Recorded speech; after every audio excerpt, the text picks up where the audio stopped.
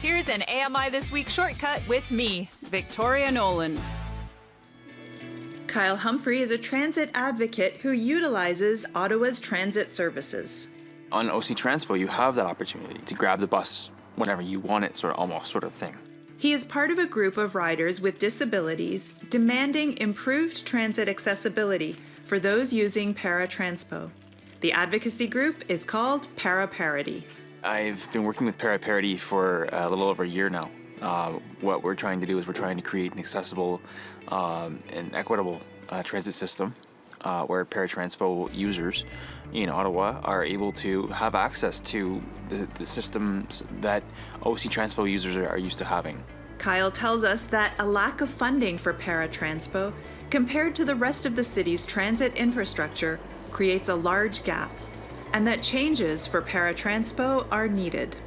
We are 10% of a population. We're 10% of a population, to be conservative, and to think that the city isn't giving even 5% of what they could. 5% of $2 billion.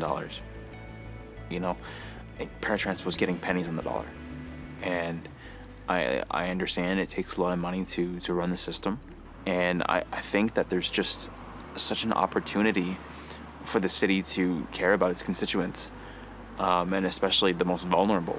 Ryan Lithall is a weekly columnist with Ottawa Life magazine and a transit user who also utilizes Ottawa's ParaTranspo service.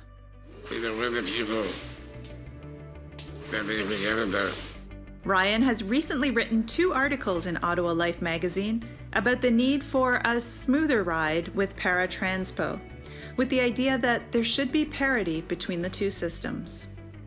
Well, that's why complained that nobody did. We have real concern that we need to talk about it. Sally Thomas, a member of ParaParity, agrees. The overlying issue is equity. If you're using OC Transpo, one can get on the bus whenever they want without, having to call or warn anybody or ask for permission or any of those sorts of things. Sally uses ParaTranspo and explains that even booking a pickup wasn't easy to do not too long ago. The wait times to get bookings was ridiculous. It still is a little bit bad, but it's not as bad as it used to be. We finally have an online booking system that is going relatively well.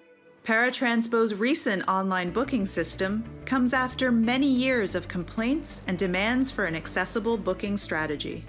ParaParity's role wasn't just to get people booking their rides a bit faster. It was there to make the city more accessible, equitable, and accountable. We're all people.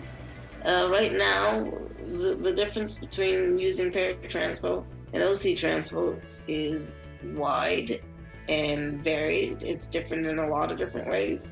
Ryan tells us that acknowledging transit users with disabilities will play a crucial part in making the city accessible to all. I would like the city of Ottawa to at least acknowledge that. For Kyle Humphrey, he hopes that the City of Ottawa and its city councillors will listen and support equitable transit.